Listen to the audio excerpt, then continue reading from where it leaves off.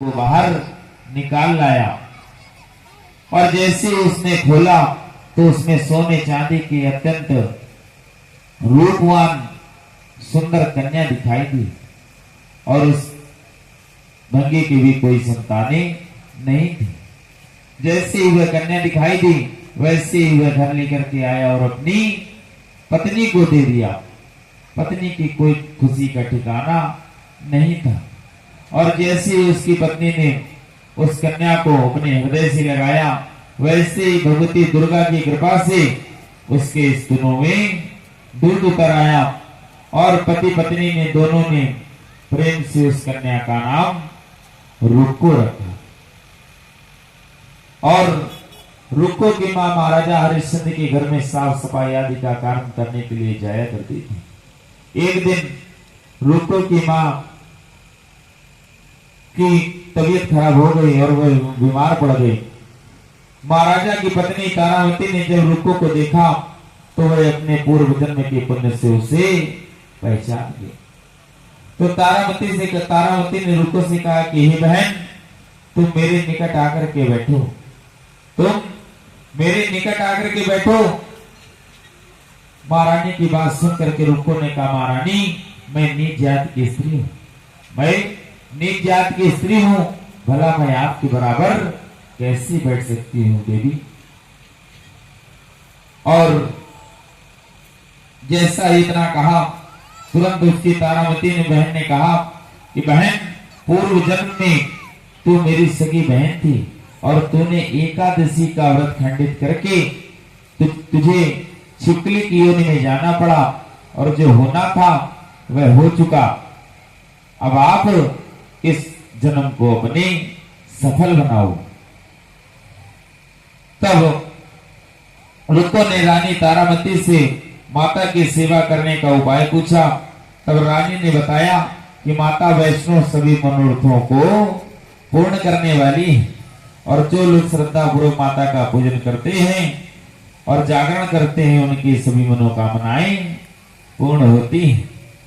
रुक्को ने प्रसन्न होकर के माता की मनौती करते हुए कहा कि हे माता, यदि आपकी कृपा से मुझे एक पुत्र रत्न की प्राप्ति हो जाए तो मैं आपका पूजन और जागरण कराऊंगी।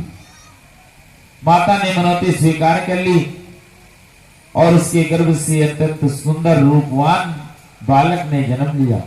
और वह बालक जब 6 वर्ष का हो गया तो उसके एक दिन माता यानी चीचक निकल आई। रुक्को अत्यंत घबरा गई और वह अपनी बड़ी बहन तारावती के पास गई। वहां जाकर के सारा वृत्तांत बताया। तब तारावती ने कहा कि रुक्को, तू याद करके देख, तू याद करके देख, तुझसे माता के पूजन में कोई ना कोई गलती हुई है। जैसे ही रुक्को ने याद किया तो रुक्को को ठीक 6 वर्ष पहले की बात याद आ गई। और जब 6 वर्ष पहले की बात याद आ गई तुरंत उसने माता से क्षमा प्रार्थना की और प्रार्थना की माता से कहा कि माता, जैसे ही मेरे बच्चे को आराम मिलेगी वैसे ही मैं आपका जागरण करवाऊंगी। और भगवती की कृपा से बच्चा दूसरे ही दिन ठीक हो गया। तब रुक्को ने देवी के मंदिर में जाकर के पंडित जी से कहा कि पंडित जी, मुझे जागरण कराना है, सो आप मंगलवार को मेरे घर में पधार करके इस जागरण को कृतार्थ करें। तब पंडित जी बोले, अरे रुक्को, तू यहीं पर 5 रुपए देती जा, हम तेरे नाम से यहीं पर जागरण करवा देंगे, क्योंकि तू नीच जात की स्त्री है, हम लोग तेरे घर में कैसे आ सकते हैं। तुरंत रुक्को ने कहा कि पंडित जी, माता दुर्गा जी, मां भगवती सभी भक्तों पर समान रूप से कृपा करती हैं, अतः आप ऐसा भेदभाव क्यों कर रहे हैं। भगवती तो समान रूप से सभी लोगों के ऊपर कृपा करती हैं। तो सभी पंडितों ने आपस में विचार किया और रुक्को से कहा कि अगर महारानी तारावती आपके घर में जागरण में आवेंगी तो हम सभी लोग आपके घर में जागरण में आ जाएंगे। तो जैसे ही रुक्को ने इतना सुना तुरंत रानी तारावती के पास गई और सारा वृत्तांत कह सुनाया। जैसे ही सारा बात बताई वैसे ही वह बात सैन नाई ने सुन ली और सैन नाई ने जाकर के महाराजा हरिश्चंद्र को बता दिया कि महारानी रुको के घर में, नीचों के घर में जागरण में जा रही है। राजा को विश्वास नहीं हुआ, लेकिन फिर भी उन्होंने हाथ में थोड़ा सा चीरा लगा लिया जिससे नींद ना आवे। जागरण का समय निकट आ रहा था, परंतु राजा को नींद नहीं आ रही थी और जागरण का समय भी हो चुका, परंतु राजा को नींद नहीं आई। तुरंत रानी तारामती से माता से प्रार्थना की कि हे माता, यदि आप किसी उपाय से राजा को सुला दें ताकि मैं आपके जागरण में आ सकूं। जैसे इतनी प्रार्थना की वैसे ही राजा को नींद आ गई और महारानी रस्सी बांध करके नीचे उतरी और जैसे ही वह जागरण के लिए चलने लगी, वैसे ही पैर का कंगन और रुमाल वहीं पर गिर पड़ा। राजा की मध्यरात्रि में नींद खुली और वह जैसे ही चलने लगे ढूंढने के लिए महारानी को, वैसे ही उनको एक कंगन और रुमाल दिखाई दिया। वे रुमाल के सहारा लेकर के ठीक उसी स्थान पर पहुंच गए जहां पर माता का जागरण हो रहा था। एक किनारे बैठ करके सारा वृत्तांत देखने लगे और जब जगराता समाप्त हुआ, आरती हुई, अरदास हुई और जब प्रसाद बंटने लगा तो सर्वप्रथम महारानी तारामती को प्रसाद दिया गया। महारानी ने प्रसाद दिया, अपनी झोली में रख लिया। तब श्री भक्तों ने कहा कि महारानी, यदि आप इस प्रसाद को ग्रहण नहीं करेंगी तो यहाँ पर कोई भी इस प्रसाद को ग्रहण नहीं करेगा। तो महारानी ने कहा, ये जो आपने प्रसाद दिया था ये मैंने अपने महाराज के लिए रख लिया है, तो अब आप मुझको प्रसाद दें ताकि मैं उस प्रसाद को खा सकूं। जैसे ही महारानी को अपना प्रसाद दिया गया, वैसे ही महारानी ने प्रसाद ग्रहण किया और सभी लोगों ने महारानी का आशीर्वाद लिया और तत्पश्चात वह अपने घर की ओर निकल पड़ी। जैसे ही कुछ दूर बढ़ी, वैसे ही जाकर के महाराज ने आगे से रास्ता उनका रोक लिया और कहा कि तूने नीचों के घर में प्रसाद खा करके अपना तो धर्म भ्रष्ट कर ही लिया है, मेरा भी करना चाहती। जैसे ही उनके झोली में हाथ डाला राजा ने, वैसे ही देखा कि प्रसाद के स्थान पर कच्चे चावल, सुपारी, गेंदा के फूल, चंपा के फूल, गुलाब के फूल इत्यादि दिखाई दिए।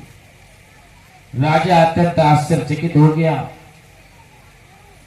और देवी घर गई, बिना किसी चकमक पत्थर की सहायता से, बिना किसी माचिस की सहायता से ज्वाला जी की ज्योत प्रकट कर दी। जैसे ही ज्वाला मां की ज्योत जग गई, तुरंत महाराज को देवी के प्रति लगन लग गई और उन्होंने अपनी पत्नी से कहा कि हे देवी, महारानी दुर्गा जी के प्रत्यक्ष रूप से दर्शन कैसे हो सकते हैं। तुरंत उसकी पत्नी ने, तारामती ने कहा, यदि आप अपने पुत्र रोहतास की बलि दे सकें तो महारानी साक्षात रूप से दर्शन दे सकती है। और राजा के प्रति, राजा के मन में माता के प्रति लगन लगी हुई थी, तो राजा ने अपने पुत्र रोहतास की बलि दे दी और जैसे ही बलि दी, वैसे ही सिंह पर सवार होकर के, सिंह पर सवार होकर के माता दुर्गा जी वहीं पर प्रकट हो गई। और जैसे ही प्रकट हुई, राजा ने उनको प्रणाम किया और खुशी रहने का आशीर्वाद दे करके माता वहां से चली गई। तो उन्होंने, महाराज ने महारानी से कहा, मेरे धन्य भाग जो तुम जैसी मुझको पत्नी प्राप्त हुई है, ना जाने मैंने कितने अच्छे कर्म करे होंगे तब जाकर के तुम जैसी मुझको पत्नी प्राप्त हुई है। और तुम्हारे आचरण से मैं अत्यंत प्रसन्न हूं। इसके पश्चात राजा हरिश्चंद्र ने रानी तारामती की इच्छा अनुसार अयोध्या में माता का एक भव्य मंदिर का निर्माण करवाया और आयु पर्यंत भोगने के पश्चात राजा हरिश्चंद्र, रानी तारामती एवं रुक्मन भंगिन तीनों को जो मनुष्यों से छूट करके देवलोक को प्राप्त हुए। और कहा जाता है माता के जागरण में अगर तारामती तारा रानी की कथा का श्रवण नहीं किया गया तो जगराते का कोई फल नहीं मिलता है। जिस प्रकार से माता वैष्णो माता के दर्शन करने के लिए जाएं और भैरव बाबा के अगर दर्शन नहीं करें तो उसका कोई फल नहीं मिलता है। बोलिए दुर्गे मैया की जय, बोलिए सच्चे दरबार की जय, बोलिए ज्वाला मैया की जय।